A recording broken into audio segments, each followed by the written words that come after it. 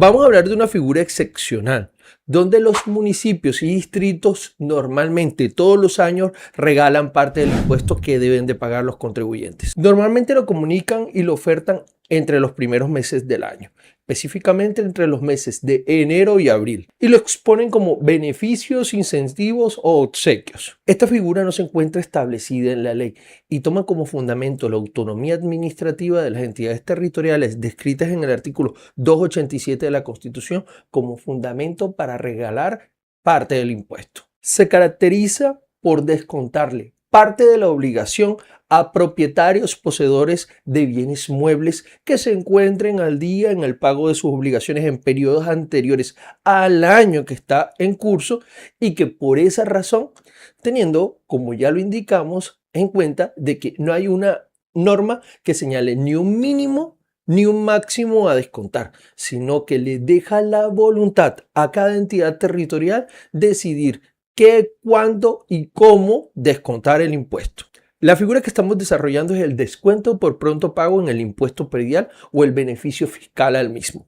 Este descuento coloca una frontera entre el tiempo para pagar el impuesto predial que inicia el 1 de enero y termina el 31 de diciembre y el mismo y su derecho a pagar menos con relación al estar puntual. También establece el límite donde inicia el cobro de intereses de esa obligación fiscal. Para entender este tributo tenemos que estudiar la Constitución, específicamente el artículo 317, que señala de manera expresa y no lo hace con casi ningún tributo, el deber o el monopolio en los municipios y distritos de gravar la propiedad inmobiliaria con impuesto. Rara vez vemos en la norma constitucional una descripción natural del hecho generador para un sujeto activo, es decir, una sola clasificación del hecho en relación al sujeto. Ponemos un ejemplo, la propiedad de un vehículo independiente que el tributo sea departamental, como el impuesto de vehículo, no monopoliza o no le da la propiedad exclusiva para gravar con impuestos a los vehículos, a los departamentos.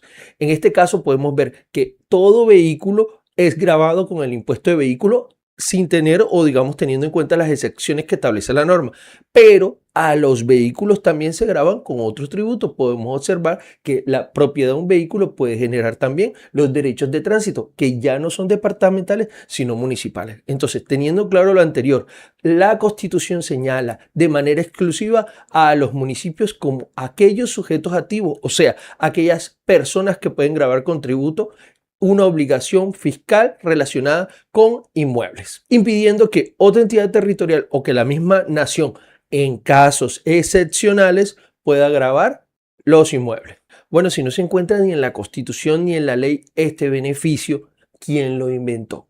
Como muchas cosas en nuestra legislación, fue desarrollado en la práctica por intermedio de la costumbre. Es por esto que municipios con una gran capacidad económica al cual ya han gestionado mucho de su cartera, el beneficio fiscal es en pocos meses y muy pequeño. Para el caso, un ejemplo de municipios como o distritos específicamente en el caso de Barranquilla y Bogotá, que los descuentos, Bogotá también como distrito, los descuentos son solo hasta el 10%. En caso de municipios pequeños podemos encontrar hasta el 20%.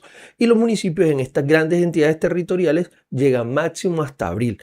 En municipios más pequeños, los descuentos llegan hasta mayo o junio. Entonces esto nos deja claro también que la costumbre es una fuente por la cual se organiza la estructura normativa de un Estado.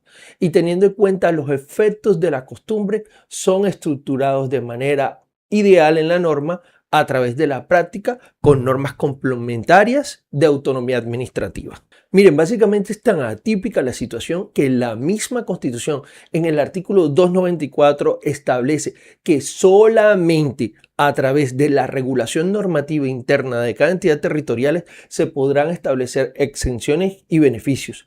No le es permitido a la ley meterse o introducir, digamos, su voluntad normativa en la aplicación administrativa de los municipios. ¿Por qué? Porque estaría atentando con la autonomía de ellos mismos. El artículo 294 señala que por intermedio de la ley no se podrá establecer ningún tipo de exención.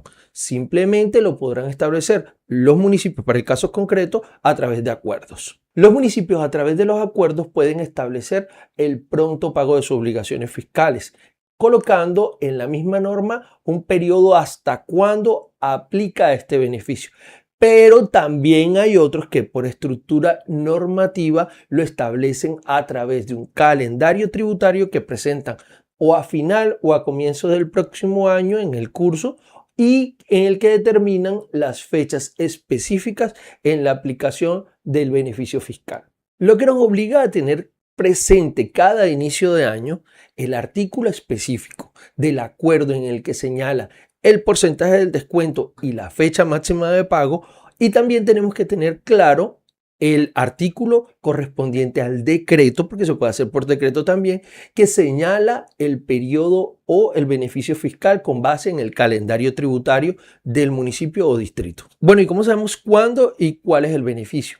En la factura de impuesto predial, en el recibo del mismo impuesto o en la autoliquidación establece el periodo para pagarlo y el porcentaje sobre el cual aplica el beneficio. Siempre debemos revisar estos documentos antes de realizar el pago y compararlo con la norma para confirmar si el beneficio otorgado es el correspondiente. Algo que también tenemos que tener presente: en la factura de impuesto predial o en el recibo del mismo, muchas veces vemos otro tipo de tributos, como es común: la sobretasa ambiental, la sobretasa bomberil y en algunos casos el impuesto de alumbrado público. El beneficio otorgado en el impuesto predial por costumbre es exclusivo al impuesto predial. No se traslada a estos otros tipos de impuestos. ¿Y por qué no los trasladan? También por la misma costumbre. ¿Por qué? Si hay voluntad para hacer estos beneficios de tributos de periodo anual, también podrían hacerlo a esto. Pero sobre este tipo de tributos, como vemos que son beneficiarios otros sectores, como en la sobretasa ambiental, las corporaciones autónomas, como en la sobretasa bomberil, los bomberos, y como en el alumbrado público, que de alguna forma muy rara en el país beneficia a un operador y no específicamente a los propietarios de inmuebles, porque es este operador el que maneja casi siempre los recursos públicos. Entonces no se le está dando la posibilidad a que los municipios en la administración de un tributo puedan dar beneficios también a todos los sectores o a todos los tributos que sean de periodos anuales. Hay algo que también tenemos que tener claro. Recordando que la norma no establece las consideraciones de este beneficio se podrá, a voluntad de las administraciones territoriales, otorgar a todos los predios o diferencialmente.